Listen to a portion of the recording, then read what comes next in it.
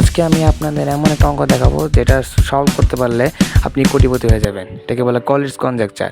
1 থেকে 10-এর মধ্যে সংখ্যার মধ্যে আমরা 7 নিলাম মনে করেন। এখানে 7 যেহেতু একটা বিজোড় সংখ্যা মানে ওড, তো এটার রুলস হচ্ছে যদি এটা ওড হয় বিজোড় সংখ্যা হয় তার মানে 3 দিয়ে গুণ করবো এবং 1 দিয়ে যোগ করে দেবো। 22, 3 সাথে করে যোগ 1। এখন 22 কিন্তু একটা ইভেন বা জোড় সংখ্যা, তাই আমরা এখন এটাকে 2 দিয়ে ভাগ করব। এটাও রুলস জোড় সংখ্যার জন্য 2 দিয়ে ভাগ করা, আর বিজোড় সংখ্যার জন্য হচ্ছে 3 দিয়ে গুণ করা। যাই হোক, এখন গুণ করা বা 1 যোগ করা। এখন 22কে 2 দিয়ে ভাগ করলে 11 হয় এবং 11 নিজেও যেহেতু একটা ওড বা বিজোড়, তাই 3 গুণ করে 1 যোগ করলে 34। এখন আমরা একটা নাম্বার নিতে পারি, ধরেন সেটা হচ্ছে 40। এই 40 যেহেতু একটা ইভেন অর্থাৎ একটা জোড় সংখ্যা আর কি। এখন জোড় সংখ্যাকে আমরা 2 দিয়ে ভাগ করব এই রুলস অনুযায়ী, যেটা 20 হবে। 20 একটা নিজেও একটা জোড় সংখ্যা, তাই 2 দিয়ে ভাগ করলে 10 হবে। 10কে 2 দিয়ে ভাগ করলে 5, কিন্তু 5 একটা ওড নাম্বার বা বিজোড় সংখ্যা, তাই এটাকে 3 দিয়ে গুণ করে 1 যোগ করলে আসে 16। 16 একটা ইভেন জোড় সংখ্যা, এটাকে আমরা রুলস অনুযায়ী 2 দিয়ে ভাগ করব, যেটা 8 আসবে।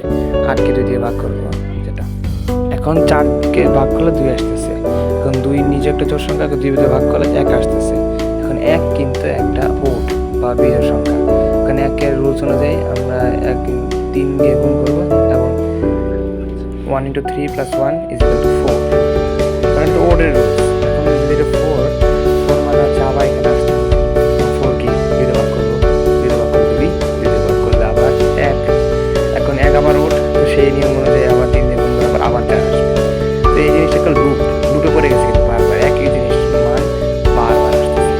এটাকে যে আমাদের গ্রাফে আমরা কনভার্ট করে দেখাতে পারি, এটাকে আপনাকে x অক্ষ এবং y অক্ষ মিলিয়ে দেখাচ্ছি। প্রথমে উপরে নিচে উপরে নিচে উপরে নিচে এরকম একটা গ্রাফটা দেখা যায় এবং শেষে গিয়ে একটা লিফ পড়ে যায়। আর এখানে আমরা এই লুপ দেখার জন্য আরও অনেকগুলো গ্রাফ আমরা নিতে পারি, কারণ এখানে অন্যান্য সংখ্যার জন্য অন্যান্য গ্রাফ হয়। তো ইউনিক গ্রাফটা আমরা দেখলাম। এখন আমাদের মেনলি এই কনজেকচার নিয়ে কথা বলতে হবে।